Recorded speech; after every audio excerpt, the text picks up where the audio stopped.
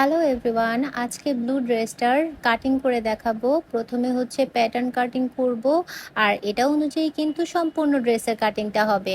প্রথমে উপরে 2 ইঞ্চি এবং নিচে 6 ইঞ্চি পরিমাণ পর্যন্ত একটা প্যাটার্ন কেটে নিচ্ছি।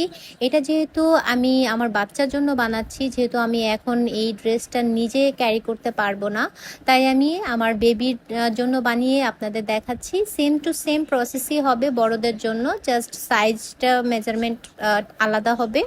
তো এখানে আমি প্যাটার্নটা সুন্দর করে আগে এই গোল্ডেন কালার কাপড়ের উপরে রেখে সুন্দর করে এঁকে নিচ্ছি। প্রথমে একটা পাশ এরকম হবে এবং পরের পাশটা এভাবে উল্টো করে দিতে হবে। প্রত্যেকটা সুন্দরভাবে আমি আলাদা আলাদা করে তারপর কাটিং করছি।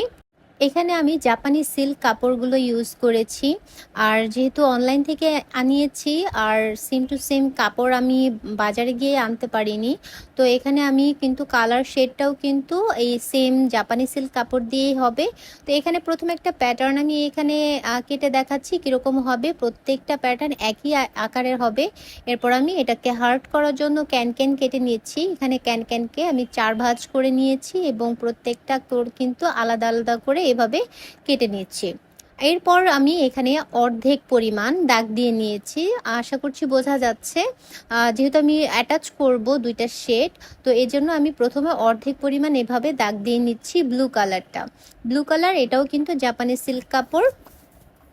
সুন্দরভাবে আগে এটা দাগটা কেটে নিতে হবে। প্রত্যেকটা মাপ যদি মানে একদম সমান হয় তাহলে কিন্তু আপনাদের সেলাই করতেও সহজ হবে।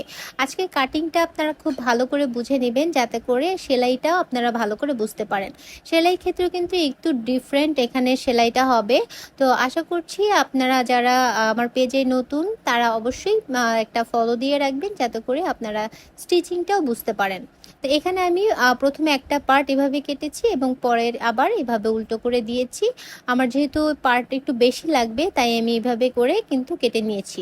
লম্বা লম্বা করে কাটলে আমার অনেকটা কাপড় নষ্ট হতো, তাই আমি এভাবে একটা সাইড থেকেই বের করে নিয়েছি। এখন হচ্ছে পার্পলটা কাট করব। পার্পলটা হচ্ছে নিচের ঘেরের সাইডটা, নিচের এখানে কিন্তু আমি অর্ধেক যে পরিমাণটা ছিল সেটাই মাপ দিয়ে নিচ্ছি এবং সেম টু সেম ভাবে কেটে নিচ্ছি। ভালো লাগলে অবশ্যই পেজে ফলো দিয়ে রাখবেন। সবাইকে পরবর্তী ভিডিও দেখার জন্য আমন্ত্রণ রইল, এবং উপরের পার্টটা কিন্তু আমি আলাদা দেখাবো।